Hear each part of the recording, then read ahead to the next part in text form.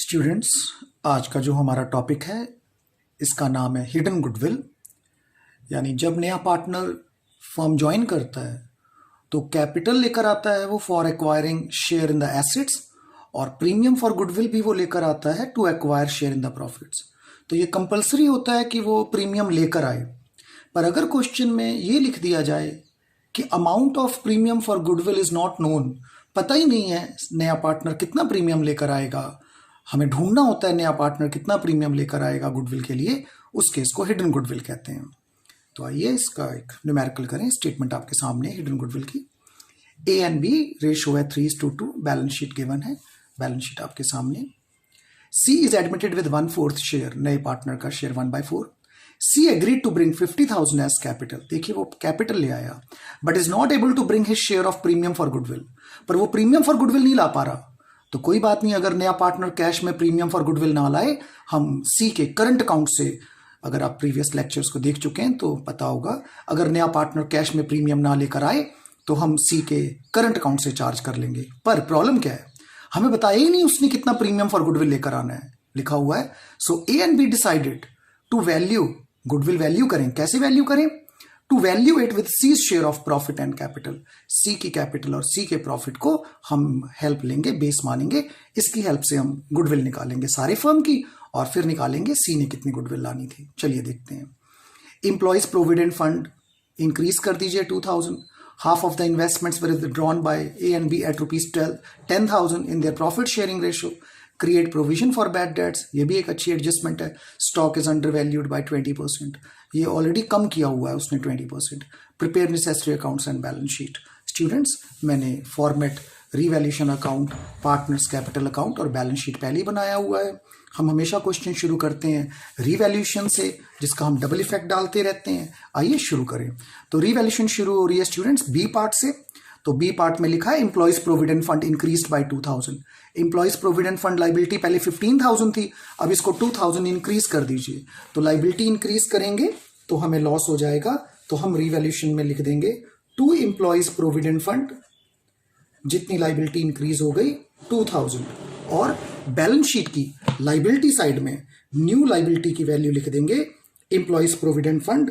पहले स्टूडेंट्स अगर आपको याद हो, ये एम्प्लॉयज प्रोविडेंट फंड 15,000 था, ये लाइबिलिटी अब 2,000 इंक्रीज हो गई, अब ये लाइबिलिटी हो गई 17,000। आगे देखिए, सेकंड नेक्स्ट एडजस्टमेंट थी half of the investments were withdrawn by A and B at 10,000।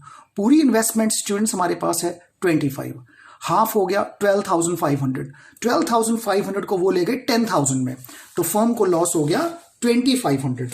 तो रीवैल्यूएशन में आप लिख दें टू इन्वेस्टमेंट्स, फर्म को लॉस हो गया 2,500 का। टू इन्वेस्टमेंट्स लॉस हो गया 2,500, पर अब वो इन्वेस्टमेंट्स ए और बी विड्रॉ कर गए। स्टूडेंट्स, एंट्री क्या होगी, अगर ए और बी ड्रॉइंग्स करेंगे तो उससे उनकी कैपिटल कम हो जाएगी। रूल कहता है credit increase in capital, debit decrease in capital. तो जर्नल एंट्री बनेगी A's capital debit, B's capital debit, to investment. तो ए और बी के अकाउंट में आप लिख दीजिए टू इन्वेस्टमेंट। 10,000 में वो ले गए थे अपनी प्रॉफिट शेयरिंग रेशो में। स्टूडेंट्स, ए की और बी की प्रॉफिट शेयरिंग रेशो 3:2, तो 10,000 को वो लोग ले गए 6,000 और 4,000 में। पूरी investment students 25,000, half of the investments 12,500। 12,500 को वो ले गए 10,000 में, तो फर्म को लॉस हो गया 2,500 का। और ए और बी ले गए थे, ए और बी में लिखा टू इन्वेस्टमेंट्स। बाकी की इन्वेस्टमेंट रिमेनिंग हाफ के बारे में स्टेटमेंट साइलेंट है, उसकी क्या वैल्यू है, यानी उसकी वैल्यू चेंज नहीं हुई, तो उसकी वैल्यू एज इट इज लिख दीजिए आप बैलेंस शीट में, एसेट साइड में एज इट इज लिख दीजिए। बाकी की इन्वेस्टमेंट्स यानी अभी भी हमारे पास बची हुई है 12,500, बाकी की इन्वेस्टमेंट्स अभी भी बची है 12,500। एक अच्छी एडजस्टमेंट थी। नेक्स्ट देखें, create provision for bad debts 20%, debt is 45,000 है, इसका 20% हो जाएगा 9,000। प्रोविजन क्रिएट करने से फर्म को लॉस हो जाता है। To provision for bad debts, to provision for bad debts, ये लॉस हो गया आपको 9,000। और जो डेटर्स थे आपके पास बैलेंस शीट में स्टूडेंट्स 45,000, तो 45,000 में से आप 9,000 प्रोविजन का माइनस कर दीजिए। 45,000 में से 9,000 आप माइनस कर दीजिए, आपके डेटर्स रह गए 36,000। Next adjustment, stock is under valued by 20%। Stock already कम है 20%। तो इसके लिए वर्किंग नोट में कैसे करते हैं, आप इसकी करेक्ट वैल्यू को 100 मान लीजिए, स्टॉक की करेक्ट वैल्यू को 100 मान लीजिए, और जो इनकरेक्ट वैल्यू है वो 20% कम कर गए तो वो 80 हो गई। इसका मतलब इफ इनकरेक्ट वैल्यू, अगर इनकरेक्ट वैल्यू 80 है देन करेक्ट वैल्यू कितनी आ गई स्टूडेंट्स हमारे पास, 80 की करेक्ट वैल्यू है 100। अगर एक है इनकरेक्ट वैल्यू तो करेक्ट वैल्यू आ जाएगी 100/80, और अगर स्टॉक की वैल्यू 40,000 है तो करेक्ट वैल्यू ऑफ स्टॉक कितनी आ जाएगी, 100/80 इंटू 40,000 यानी कि 50,000। तो स्टॉक पहले 50,000 था, अभी उन्होंने 20% ऑफ 50, 10,000 कम करके बुक में 40 लिखा है, यानी स्टॉक की कीमत 10,000 आप इंक्रीज कर दीजिए। अगर यूनिटरी मेथड नहीं करना चाहते तो करेक्ट वैल्यू ढूंढने का तरीका एक फॉर्मूला बता देता हूं आपको, आप ये फॉर्मूला लिख लीजिएगा। करेक्ट वैल्यू कैसे ढूंढेंगे, किसी भी वैल्यू, किसी भी चीज की correct value upon incorrect value into book value. यानी अगर मुझे स्टॉक की करेक्ट वैल्यू ढूंढनी है, करेक्ट वैल्यू हमेशा 100 मानिए, इनकरेक्ट वैल्यू 20% लेस 80 हो गई, स्टॉक की बुक वैल्यू 40,000 है तो करेक्ट वैल्यू ऑफ स्टॉक आ जाएगी 50,000। यूनिटरी मेथड नहीं करना चाहते तो ये याद रख लीजिए, correct upon incorrect into book value. Correct हमेशा 100 मानिए, इनकरेक्ट अगर कम कर दिया तो 80 या 90, और ज्यादा कर दिया तो 110, 120 जैसा भी होगा। तो स्टॉक की वैल्यू स्टूडेंट्स आप देख लीजिए 20% कम करी हुई थी, बच्चे क्या कर देंगे 40,000 का 20% कर देंगे, गलत हो जाएगा। ये डेप्रिशिएट नहीं करना है, ये बढ़ानी है कीमत, और 20% ऑलरेडी कम थी तो स्टॉक की कीमत आप 10,000 बढ़ा दीजिए। बाय स्टॉक रिवैल्यूएशन में 10,000, और बैलेंस शीट की एसेट साइड में अब आप स्टॉक लिख देंगे, पहले 40,000 था, 10 बढ़कर 50,000 हो गया। ये एक अच्छी एडजस्टमेंट थी, अंडर वैल्यूएशन या ओवर वैल्यूएशन। आइए टोटल करें। रिवैल्यूएशन का डेबिट साइड का टोटल स्टूडेंट्स ज्यादा है 13,500, क्रेडिट साइड पे भी आप लिख लीजिए 13,500, 3,500 का लॉस आ गया। ये लॉस हम ए और बी के प्रॉफिट शेयरिंग रेशियो में डिवाइड कर देंगे 3:2 में, 2,100 and 1,400, 2,100 and 1,400। आ जाइए पार्टनर्स कैपिटल। 6 स्टेप्स होते हैं हमारे पास। First step, opening capital balance of old partners by balance brought down. आप स्टेटमेंट ध्यान में लेकर आइए। ए और बी की कैपिटल है 75,000 एंड 50,000। ए की कैपिटल लिख दीजिए 75, बी की कैपिटल लिख दीजिए 50,000। Second step, any reserve, liability side पे देखिए जनरल रिजर्व पड़ा हुआ है, बाय जनरल रिजर्व इसको डिवाइड कर दीजिए और बी में 3:2 में 6,000 and 4,000। Third step, any unadjusted loss, asset side में पड़ी हुई goodwill, P&L, advertisement suspense. P&L पड़ा है 10,000, इससे कैपिटल कम हो जाएगी। 2 P&L 10,000 राइट ऑफ करिए, 6,000 and 4,000। 2 P&L 6,000 and 4,000। Fourth step, नया पार्टनर कितनी कैपिटल लेकर आया, बाय बैंक लिख दीजिए, क्योंकि अब की बार बैंक बैलेंस दिया हुआ है। अगर कैश लिखूंगा तो थोड़ी सी कॉम्प्लिकेशन हो जाती है कि कैश अकाउंट खोलना पड़ेगा। अगर क्वेश्चन में बैंक लिखा है तो आप बाय बैंक लिख दीजिए, कैश लिखा है बाय कैश लिख दीजिए। चलिए बाय बैंक लिख देता हूं मैं। नया पार्टनर कैपिटल लेकर आया 50,000। नेक्स्ट स्टेप, नया पार्टनर कितना प्रीमियम लेकर आया, लेकर ही नहीं आया तो कोई बात नहीं, सी के करंट अकाउंट से चार्ज करेंगे। पर प्रॉब्लम वो तो हमें पता ही नहीं है कितना उसने प्रीमियम लेकर आना था, हिडन गुडविल है, कोई बात नहीं, लास्ट स्टेप पूरा कर लेते हैं। रीवैल्यूएशन का रिजल्ट, रीवैल्यूएशन में लॉस आया था, रीवैल्यूएशन में बाय ए बी, ए और बी में लिख लीजिए 2 रीवैल्यूएशन, 2,100 एंड 1,400, 2,100 एंड 1,400। स्टूडेंट्स हमने ये 6 स्टेप्स कंप्लीट कर लिए। आइए अब हिडन गुडविल की कैलकुलेशन करेंगे। वर्किंग नोट पे आ जाइए। हिडन गुडविल की कैलकुलेशन कैसे करते हैं, हिडन गुडविल का पहले आप फॉर्मूला देख लीजिए। हिडन गुडविल का स्टूडेंट्स, जो हिडन गुडविल का फॉर्मूला है, कैसे ढूंढते हैं हिडन गुडविल, पहले हम ढूंढ लेते हैं total capital of the firm, total capital of the firm, उसमें से हम actual capital of the firm minus कर देते हैं। 2 लाइनें छोड़ रहा हूं। टोटल कैपिटल कैसे ढूंढी जाएगी, नए पार्टनर की कैपिटल को आपको वहां पे लिखा दिखाया था मैंने स्टेटमेंट में, एक बार दोबारा देख लीजिए, कैसे ढूंढी जाएगी। A and B decided to value it with C's share of profit and capital. C का कैपिटल 50 और प्रॉफिट 1/4। तो टोटल कैपिटल कैसे ढूंढी जाएगी, सी कहता 50,000 कैपिटल है और प्रॉफिट 1/4, तो टोटल कैपिटल फर्म की कितनी होनी चाहिए, 2 lakh. Total capital students firm की होनी चाहिए 2 लाख। एक्चुअल कैपिटल कैसे ढूंढेंगे हम, जो है एक्चुअल कैपिटल स्टूडेंट्स, उसके लिए हम पार्टनर्स कैपिटल देखेंगे। ए की कैपिटल देखिए 75,000 थी, 6,000 उसको रिजर्व मिल गया। 81 में से ये कुछ लॉसेस चले गए, कुछ ड्रॉइंग्स चली गई, ये ए की एक्चुअल कैपिटल है। यानी क्रेडिट में से डेबिट माइनस करिए, बी के क्रेडिट में से भी डेबिट माइनस करिए, सी के क्रेडिट में से भी डेबिट माइनस करिए, तो एक्चुअल कैपिटल कैसी निकलेगी? Credit minus debit.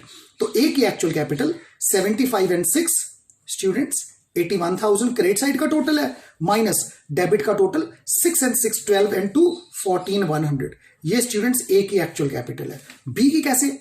50 and 4, B की कैपिटल स्टूडेंट्स 50 एंड 4, बी की कैपिटल है स्टूडेंट्स 54,000।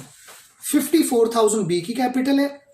54,000 माइनस डेबिट का टोटल कितना है बी का? 4 and 4 8 and 1 9 9400 plus seize capital कितनी है स्टूडेंट? सीज कैपिटल है 50,000। इसमें सी की भी कैपिटल ऐड करनी है स्टूडेंट्स। एक्चुअल कैपिटल फर्म की ढूंढ रहे हैं। टोटल कैपिटल होनी चाहिए 2 लाख। एक्चुअल कैपिटल ए का क्रेडिट माइनस डेबिट, बी का भी क्रेडिट माइनस डेबिट और सी का भी क्रेडिट माइनस डेबिट, तो कितना आ गया? 81 में से मान लीजिए 15 चला गया, 65,900। ए की कैपिटल है 65,900, बी की कैपिटल 44,600 है और सी की कैपिटल 50,000 है। ये इनकी एक्चुअल कैपिटल आ गई। तो एक्चुअल कैपिटल को ऐड कर लेता हूं, 60,000, 1 लाख, 150, 159, 1,60,500, ये एक्चुअल कैपिटल है स्टूडेंट्स। टोटल कैपिटल होनी चाहिए थी 2 लाख, एक्चुअल है 160,500। वैल्यूज पुट करिए हिडन गुडविल के फॉर्मूले में। टोटल कैपिटल होनी चाहिए थी 2 लाख, पूरी फर्म की कैपिटल है 160,500, तो गुडविल आ गई फर्म की 39,500। स्टूडेंट्स फर्म की गुडविल है 39,500। क्या सी ने सारे फर्म की गुडविल लेकर आनी होती है कि अपना शेयर? आंसर अपना शेयर। तो 1/4 ऑफ 39,500 ये बन जाएगा 4 9s are 36, 4 8s are 32, 4 7s are 9875।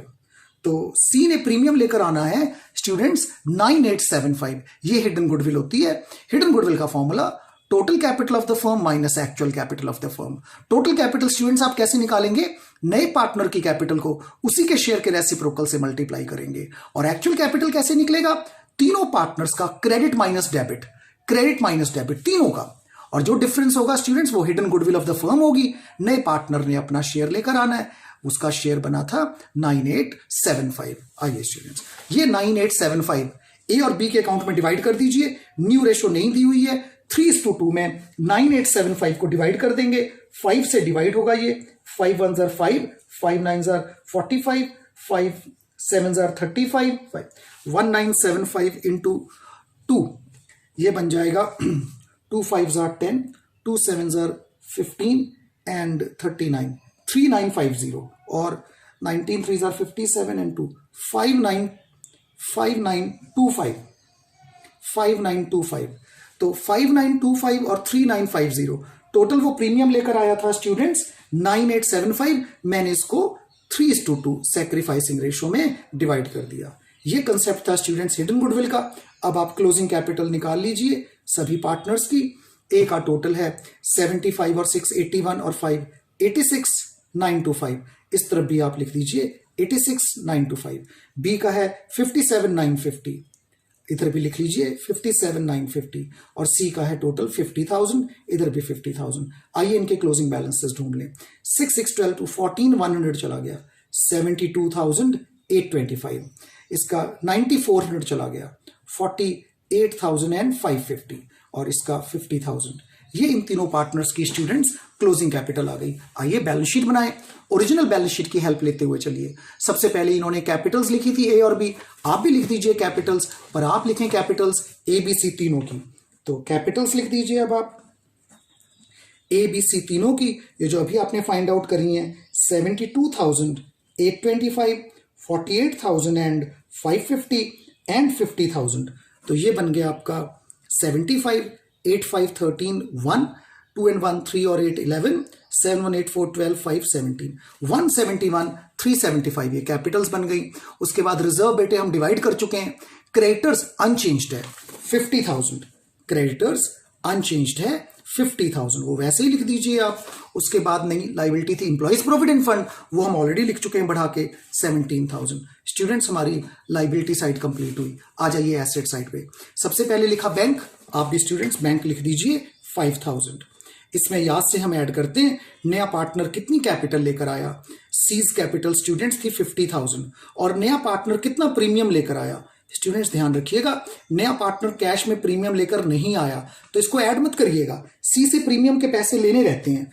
कितना प्रीमियम उसने लेकर आना था, 9875, तो वो सीज करंट अकाउंट अलग से लिख दीजिए।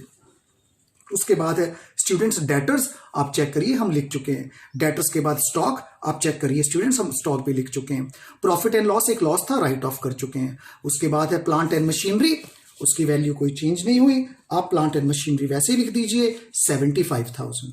और लास्ट वैल्यू थी इन्वेस्टमेंट्स, हम उसको ऑलरेडी लिख चुके हैं। क्वेश्चन का चेक, दोनों साइड्स का टोटल कर लीजिए, ये बन गया 2,38,375। एसेट साइड भी कर लीजिएगा, 2,38,375। स्टूडेंट्स, ये हमारी कंसेप्ट था हमारा हिडन गुडविल का। हिडन गुडविल, जिसको एक बार फिर से बता दूं, जिसका फॉर्मूला होता है total capital minus actual capital of the firm. Total capital आप कैसे निकालोगे, नए पार्टनर की कैपिटल को उसी के प्रॉफिट के शेयर के रेसिप्रोकल से मल्टीप्लाई करोगे। और actual capital of the firm, नई फर्म की एक्चुअल कैपिटल, ए का क्रेडिट माइनस डेबिट, बी का भी क्रेडिट माइनस डेबिट, सी का भी क्रेडिट माइनस डेबिट। तो टोटल कैपिटल में से स्टूडेंट्स जब आप एक्चुअल कैपिटल माइनस करोगे वो गुडविल ऑफ द फर्म आएगा, और नए पार्टनर ने उसका 1/4 या जितना भी उसका शेयर है वो लेकर आना है। हम मान के चलेंगे वो कैश में लेकर नहीं आया, इसलिए वो प्रीमियम हम स्टूडेंट्स करंट अकाउंट से चार्ज करेंगे, बाय सीज करंट लिखेंगे। उम्मीद करता हूं कंसेप्ट समझ आया होगा हिडन गुडविल का। इसको भी बार बार देखिएगा और बुक में जितने भी क्वेश्चन होंगे, 2-3 हिडन गुडविल के क्वेश्चन है सिर्फ, उनको ट्राई करिएगा। Thank you.